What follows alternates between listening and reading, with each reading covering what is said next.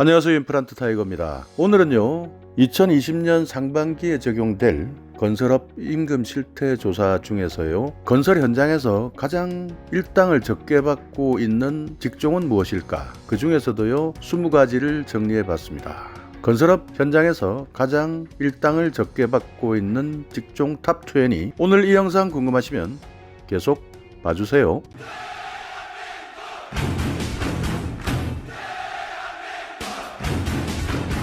네, 이 자료는요 대한건설협회에서 조사한 자료인데요 적용은 2020년을 기준으로 하고 있습니다. 전국의 2000개 건설 현장에서 조사한 자료입니다. 여기에 나오는 임금의 산정 방식은요 전국에 있는 2000여 개 건설 현장에서의 총임금, 직종별 조사된 총임금을요 총 인원으로 나눈 금액인데요. 그러니까 중위값 또는 평균값이라고 보시면 되겠습니다. 그러다 보니까 이 금액도요 실제 현장의 특성이나 지역 그리고 작업의 난이도 또는 숙련된 정도에 따라서요 조금씩 금액이 차이가 날 수 있다는 점도 여러분께서 이 영상을 시청하기 전에 참고하시면서 시청해 주시기 바라겠습니다. 자, 그럼 바로 들어가겠습니다. 자, 그럼 건설 현장에서 가장 일당을 작게 받는 직종 중에서요 20위는 어떤 것이었을까요? 네, 20위는요 작업반장이었습니다. 작업반장의 일당은요 17만 5,081원을 받고 있는데요 2019년에 비해서 다소 인상이 되었네요. 2019년에는요 15만 9,003원을 기록하고 있었습니다. 작업반장은요 건설 현장에서의 공사 종류별로 인부를 통솔해서 작업을 지휘하는 사람을 작업반장이라고 이야기하는데요 현장에서는 십장이라고 이야기를 하기도 합니다. 작업반장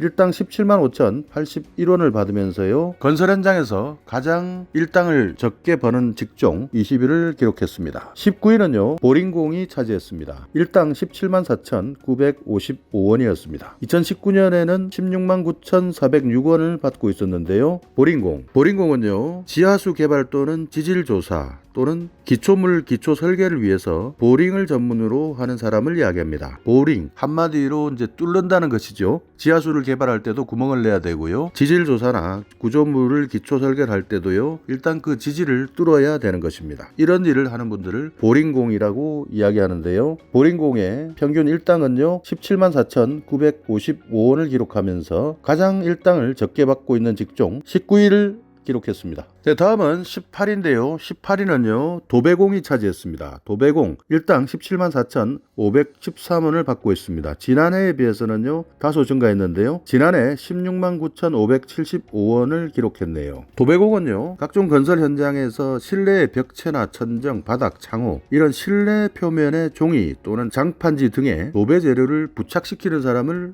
도배공이라 이야기하지요. 도배공 17만 4,513원으로요. 18위를 차지했습니다. 네, 다음은 17위인데요. 17위는 고급품질관리원이 차지했네요. 고급품질관리원, 건설기술진흥법 시행규칙에 따라서 고급품질관리 자격을 가진 사람으로서요. 건설 현장에 배치되어서 건설 자재의 품질시험, 검사, 분석, 검토, 확인 등을 실시하는 시험 인력을 이야기합니다. 그 중에서 이런 품질관리원은요. 초급, 중급, 고급, 특급으로 나뉘는데요. 이 급수에서 고급에 해당하는 분을 이야기를 합니다. 고급 품질 관리원 17위를 기록했습니다. 다음은 16위입니다. 16위는요. 플랜트 특별인부였습니다. 플랜트 특별인부 일당 17만 378원을 받고 있었는데요. 지난해에는 16만 1,468원이었고요. 플랜트 특별인부는요. 철강이나 석유, 제지, 화학, 원자력 또는 발전 이런 플랜트 시설에서 다른 건설공사보다 엄격한 규격 및 품질 보증을 요구하는 그런 조건들에 따라서 전문 작업을 보조해주는 사람을 플랜트 특별인부라고 합니다. 플랜트 특별인부 한마디로 현장에서 전문 작업을 보조해주는 사람을 플랜트 특별인부라고 부르고 있죠. 플랜트 특별인부 17만 378원을 기록하면서요 16위를 차지했습니다. 네, 다음은 15위인데요. 15위는 덕트공이 차지했네요. 덕트공 일당 16만 8,742원이었습니다. 지난해에는 16만 4,907원이었는데요. 다소 인상이 되었죠. 덕트공은요. 금속 박판을 가공해서 덕트 등을 가공, 제작, 조립, 설치하는 사람을 이야기를 하죠. 덕트. 여러분들이 고깃집 같은 데 가시다 보면요. 고기 굽는 연기를 밖으로 빼내는 그런 관들이 보입니다. 이런 것들을 일반적으로 덕트라 이야기를 하는데요. 건설 현장에서의 덕트인데 덕트는요 이것보다 훨씬 규모가 크겠죠. 이런 금속 박판, 금속의 얇은 판을 가공하는 분들, 이런 분들을 덕트공이라고 부르죠. 덕트공 16만 8,742원을 기록하면서요 돈을 가장 많이 벌지 못하는 직종 15위를 차지했습니다. 네, 다음은 14위인데요. 14위는 플랜트 덕트공입니다. 플랜트 덕트공. 일당 16만 8,365원을 받고 있었네요. 지난해에는 16만 300원을 받았습니다. 플랜트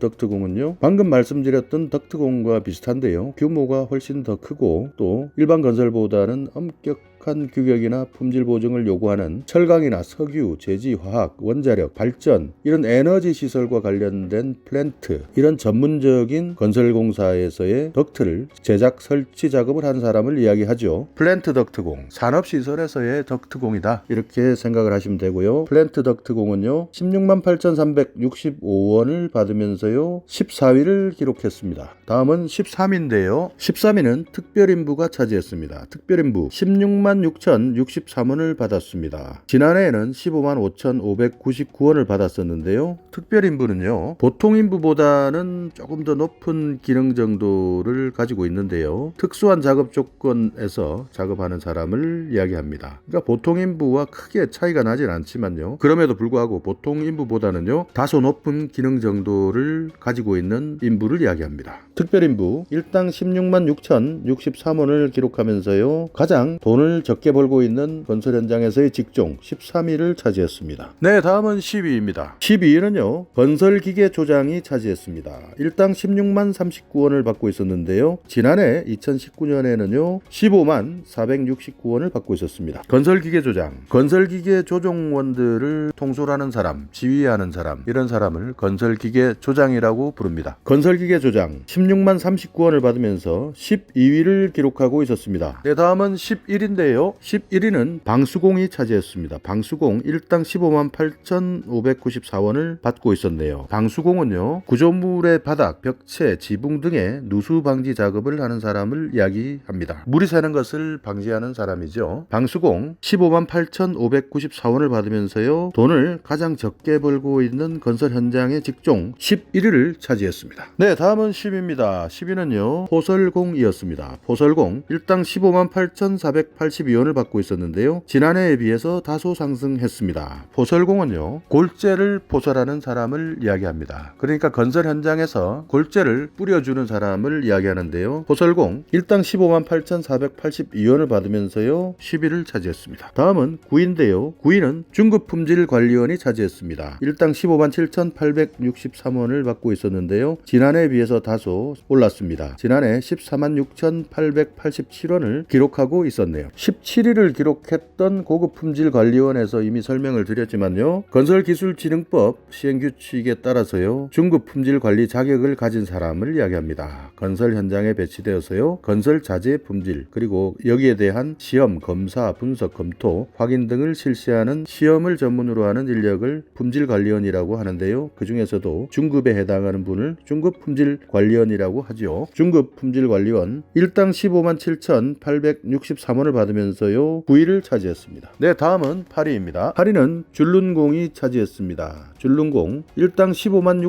6,858원을 받고 있었네요. 2019년에는요 15만 525원이었는데요 다소 증가했습니다. 줄눈공은요 석축이나 조적조에 줄눈을 장치하는 사람을 이야기합니다. 여기서 말하는 조적조라는 것은요 각종 벽돌 같은 것을 쌓는 것을 조적조라고 이야기를 하는데요. 이런 석축, 돌을 쌓는 것 그리고 벽돌 같은 것들을 쌓을 때 여기에 방향이라든지 균형을 맞추기 위해서 줄눈을 장치해주는 사람을 줄눈공이라고 이야기합니다. 줄눈공 15만 6,858원을 받으면서요 8위를 차지했습니다. 네, 다음은 7위입니다. 7위는요 차감공이 차지했네요. 차감공 15만 6,731원을 받고 있었습니다. 지난해에는요 15만 52원을 받고 있었는데요. 차감공은요 안반의 천공 작업을 하는 사람을 이야기합니다. 안반을 깎고 뚫는다는 뜻이죠.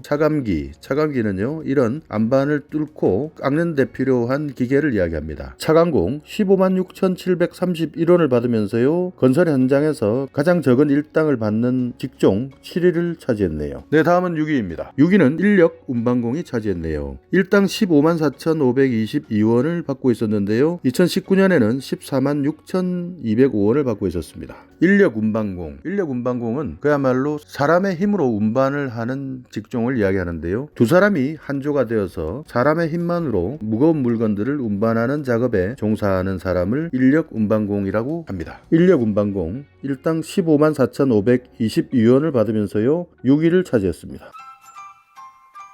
네, 다음은 5위인데요. 5위는 선원이었습니다. 일당 14만 2,201원인데요. 지난해에는 13만 7,972원이었습니다. 선원, 여러분이 알고 계시듯이요. 건설과 관련된 선박의 운항을 위해서 배를 타고 일하는 부서의 선원을 이야기합니다. 선원 14만 2,201원을 받으면서요 5위를 차지했네요. 네, 다음은 4위입니다. 4위는요 조력공이었습니다. 조력공 일당 14만 722원을 받고 있었는데요. 2019년에 비해서 거의 오르지가 않았네요. 2019년에도 14만 220원이었는데요. 평균 500원 정도밖에 인상되지 않았는데요. 조력공은요 숙련된 기술자를 도와서 기술자의 지시를 받아서 작업하는 사람을 이야기하죠. 기술자나 숙련공이 시키는 일을 하는 사람을 조력공이라고 이야기하는데요. 조력공 14만 722원을 받으면서요 가장 돈을 적게 벌고 있는 건설 현장의 직종 4위를 차지했습니다. 네, 다음은 3위입니다. 3위는요 일반 기계 운전사가 차지했습니다. 일반 기계 운전사 13만 8,956원을 받고 있었는데요. 2019년에는 13만 1,528원을 받고 있었습니다. 조금 상승했죠. 일반 기계 운전사는요 말 그대로 일반 기계를 운전하는 사람을 이야기합니다. 그러면 일반 기계는 어떤 것을 이야기하느냐? 발동기나 발전기, 양수기, 윈치 또는 가벼운 기계들을 운전하는 운전원을 일반 기계 운전원이라고 이야기하는데요. 건설 현장에서 다루기 쉬운 일반 기계를 운전할 수 있는 운전원이었습니다. 이런 일반 기계 운전사가요 일당 13만 8,956원을 받으면서 가장 돈을 많이 벌지 못하는 직종 3위를 차지했네요. 네, 다음은 2위입니다. 2위는요 보통인부가 차지했습니다. 보통인부 일당 13만 8,290원을 받고 있었는데요. 지난해에는 13만 264원이었습니다.